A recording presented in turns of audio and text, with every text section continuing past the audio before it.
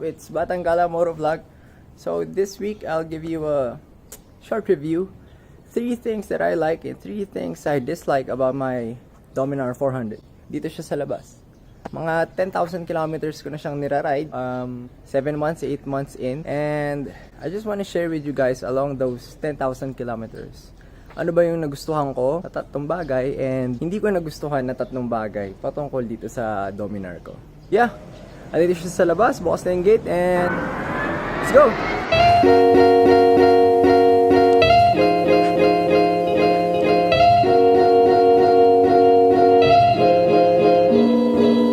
Okay, here we are. Yeah, happy Easter sa inyo guys. Today, i-review natin shortly yung Dominar 400 ko. As I've told you, I've been with this bike for around 10,000 kilometers. Ayan, 9,569,460 nakasulat sa kanya. That's around 10K. And I just want to talk about I just want to talk about the Dominar 400's things for me. 3 things that I like, dislike. I really like the Dominar's performance. When you kick to 5,000, 6,000 RPM, that's when it comes alive. Sabi around 8 seconds daw mga 100 kph yung Dominar 400. I don't mind that too much. For me, that's sakto lang. It's not the fastest bike, it's not the quickest bike. But when we're talking about performance, such as being able to accelerate decently, it does its job well. It does its job well. Okay na sa akin yun. Also, what underpins performance really is reliability niya. So in the 10,000 kilometers, not once na tigilan ako dahil tumirik yung Dominar ko, or may nasirang pyesa, or may mechanical problem, engine problem, brake problem, clutch, everything is still good at 10,000 kilometers. Well, to be fair, no, 10,000 kilometers really is a short span of time. It's not a long-term review, no. It's just a, well, short-term review after 1 year, and to my surprise, still works perfectly for me. So now I will be going to my favorite restaurant just for a quick bite. Maybe just a shawarma and some Coca-Cola.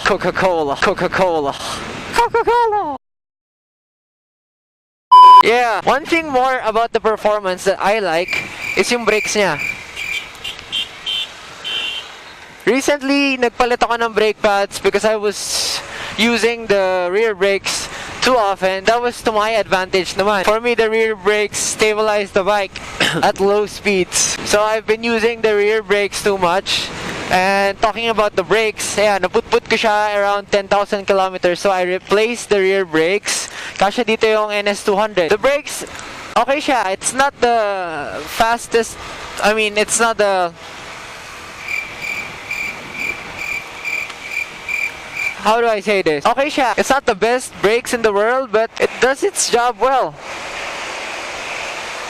Another thing I like about this bike is the clutch. It's the clutch, baby. It's the clutch, baby. Kasi yung clutch nito, if I'm not mistaken, it's a slipper clutch, which means if I downshift, use the clutch, downshift, go from 4th to 2nd, to downshift, it will kind of assist so that it won't be too unstable. Pag nag-shift ka from 4th gear to 2nd gear really quickly, I'm not advising you guys do that, but if you find yourself in a situation where you need to do that, you can with the slipper clutch. That's another safety feature, well, performance feature of this. And plus, the clutch is very light. It's like butter. Oh god, it's really soft. Squeeze this clutch. I like. Ano kalayo yan? Clutch in, clutch out. Solid. Di nakapagod masyado sa forearm. I'm sorry, I'm not wearing any protective gear. Nilalabhan kasi to cap off performance. So, the thing that I like about Dominar performance, well, I have said it performs well inside the city streets and performs well also in the expressways. And yes, I do bring my Dominar outside of NCR. I use the expressways. Naramdaman ko na dun sa expressway na sa yung performance niya. Top speed is around 164, 168, something like that.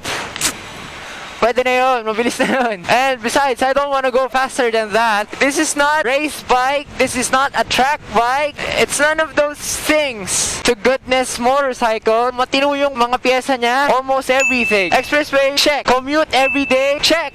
Pogi, check. Matibay, check. So, for me, it's an overall performer. I like this bike. I like this bike a lot. Oh, yeah.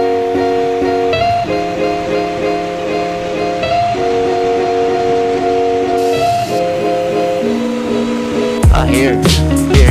Ito ako makapagpagaan. Here we go. 100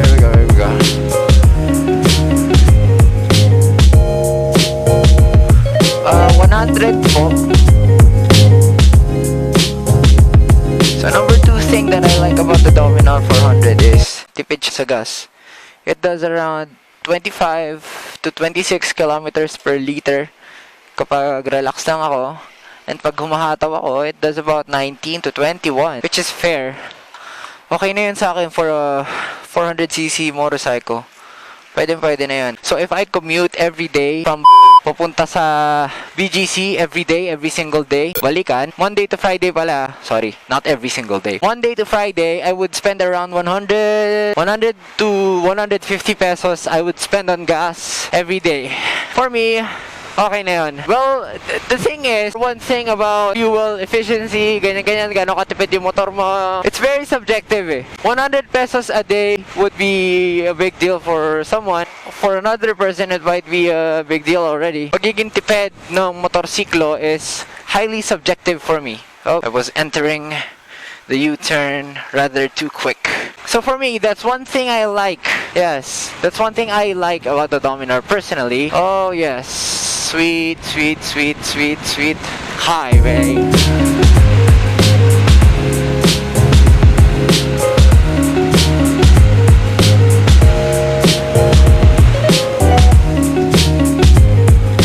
Yeah, shy. Alright, number 2 thing. Number 3 na. That I like is the styling, and here we go. Let's cover the styling.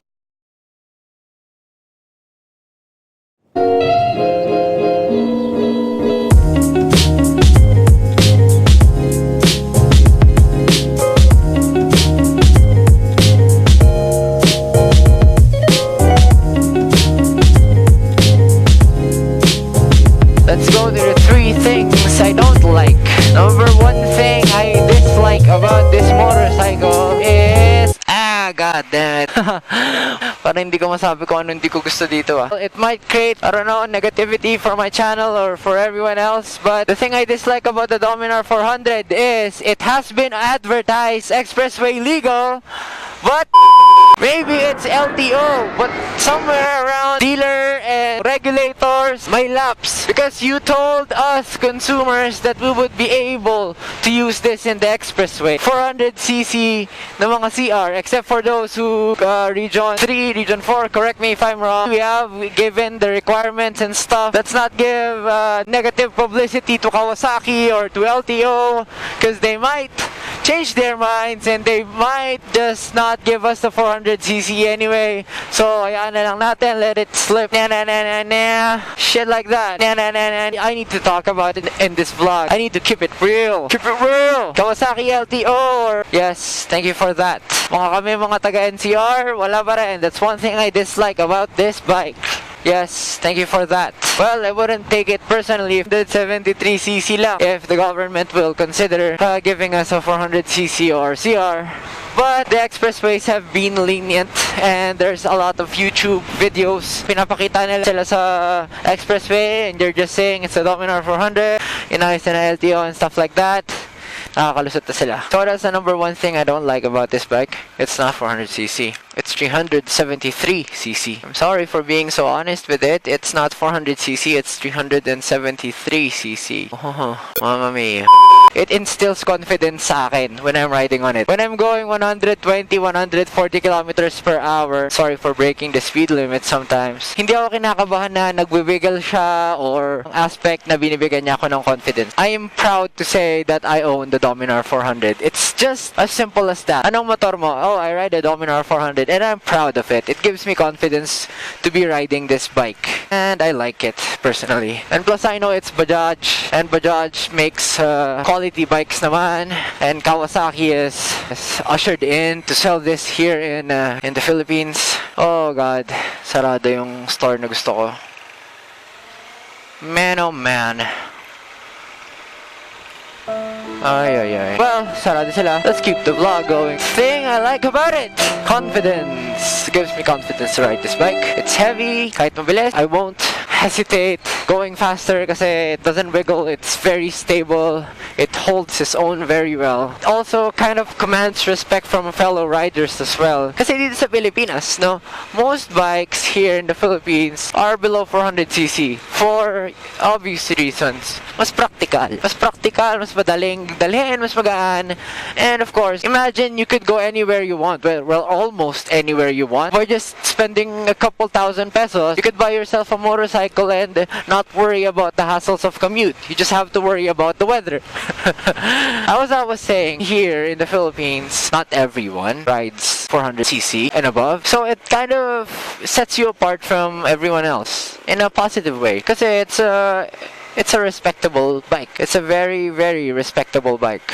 Where can I get some refreshing drinks around here? Milk tea, mga ganon. So, okay, let's have ourselves some milk tea. Alright, let's go in here. Maginawa, we're gonna have some milk tea muna, cause it's so hot. I'm out muna sa vlog. I'll get back to the things I don't like after this milk tea sesh. Lalo lang ako na uhaw.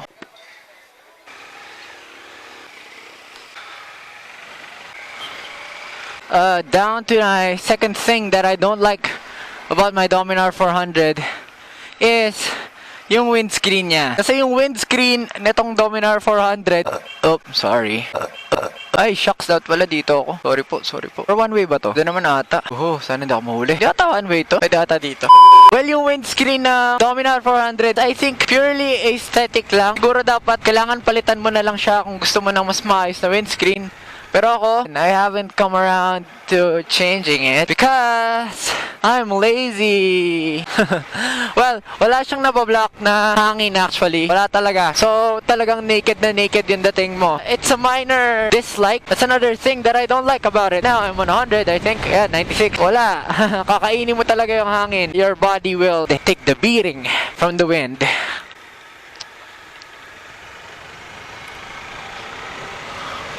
Maybe the last dislike about this bike is the fact that it's a one-cylinder engine. I don't know what it's called. Thumper ba yun? Whatever. I will put the name for what a one-cylinder engine is called somewhere around this video. So one-cylinder engine lang siya. So what that entails for you guys is vibration. You will feel the vibration in the bar. You will feel the vibration. You will feel the vibration also yun sa tapakan. Vibration! Around 10,000 kilometers and I still haven't got used to it. I still get bothered sometimes. Minsan may maririnig ako na buzzing sound only to find out that it's natural and it comes with a vibration. So that's another thing to watch out. Another thing that I dislike about the motorcycle. As you all know, compared sa mga 2-cylinder or 4-cylinder, mas maganda talaga ang tunog ng mas maraming cylinders. The sound of a 4-cylinder engine is incomparable to a 1-cylinder. God damn. Malaking pinagkaiba yan sa tunog. Yung exhaust sound niya is kind of lacking in a sense. So yeah, that's it. If you take everything into consideration, you take the vibration into consideration, 373cc into consideration. So 1-cylinder engine along with the positive sides like it's really easy to handle, it's clickable, it performs well, you can make your way through expressway, decent amount of power to overtake. bike and play with it and have fun with it. Take all those positives with all those negative items is the value for money. If you will notice, yung mga dislikes ko about this bike is very, very minimal. 165,000 pesos only. What the hell? Pwede pang araw-araw, pwede pang long ride, pwede pang biyahe, pang forma. I cannot complain about this bike. Sunset na yung kuha. Let's head over back home for some nice shots, B-rolls in the Dominar 400. Kasi dito na ako sa bahay, so kung nagustuhan niyo yung motovlog ko, nagustuhan niyo yung content, please hit like and subscribe. Kung may mga tanong kayo, sasagutin ko yan baba sa comments. And another episode of Batang Gala Motovlog. I'll see you next episode, guys. Love ya!